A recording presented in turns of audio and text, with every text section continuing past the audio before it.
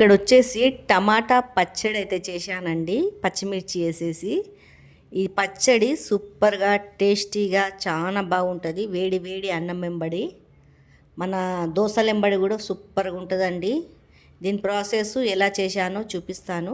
ముందైతే బగోన పెట్టుకొని దాంట్లో నూనె పోసుకొని ఒక 15 పచ్చిమిర్చి అయితే వేసుకున్నానండి.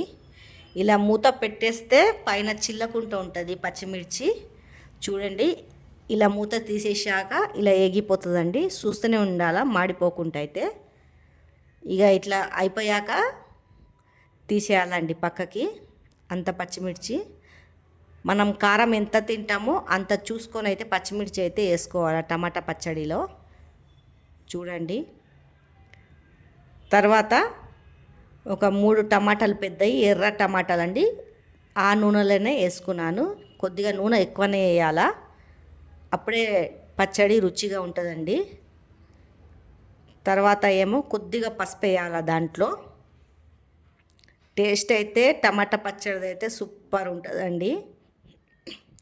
జ్వరం వచ్చిన వాళ్ళు ఇది కడుపు నిండా అన్నం తింటారు ఇలా పచ్చడితో అయితే.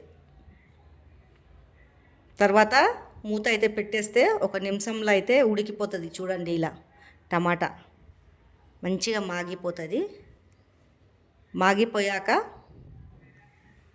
దింపేయాలండి చల్లగా అయ్యే వరకు. అప్పటి వరకు దీంట్లో మిక్సీలో నేనైతే పడతలేనండి, మిక్సీలోనే పడుతున్నా, రోల్లో అయితే రుబ్బుతలేను. పచ్చిమిర్చి వేసేసాను, కొద్దిగా చింతపండు, మన పులుపు ఎంత తింటామో, తర్వాత జీలకర్ర అండి, తర్వాత ఎల్లిపాయలు, ఎల్లిపాయలు ఎక్కువ వేసుకుంటే టేస్ట్ చాలా బాగుంటుంది. తర్వాత సాల్టు, తర్వాత మూత పెట్టి అయితే కచ్చరిబిచ్చరిగా రుబ్బుకోవాలండి. ఇది చూడండి, ఇలా రుబ్బుకున్నాను. తర్వాత టమాటా చల్లగా అయిపోయాక మొత్తం దాంట్లో నూనె ఉన్నదంతా దీంట్లోనే వేసేసుకోవాలా మిక్సీలో. చల్లగా అయిపోయాక అండి చూడండి వేసేసుకున్నాను మొత్తము. ఇప్పుడు ఎక్కువ మెత్తగా ఏం పట్టొద్దు, ఒకటేసారి తిప్పి వదిలిపెట్టేయాలా. గిన్నెలు అయితే తీసేసుకుంటున్నాను. చాలా టేస్టీగా సూపర్గా అవుతుంది పచ్చడి ఇది. తర్వాత దాంట్లో పైనుంచి సన్నగా తరుక్కున్న ఆనియన్ వేసుకున్నానండి. టేస్ట్ అయితే సూపర్ ఉంటుంది ఆనియన్ వేసుకుంటే. ఇట్లా కలుపుకోవాలా. కలుపుకున్నాక దానికి తాలింపైన పెట్టుకోవచ్చు, మన ఇష్టం. తాలింపైన పెట్టుకోవచ్చు, పెట్టుకోకుండా ఇలానే తినవచ్చు. నేనైతే తాలింపు అయితే పెట్టుకుంటున్నాను.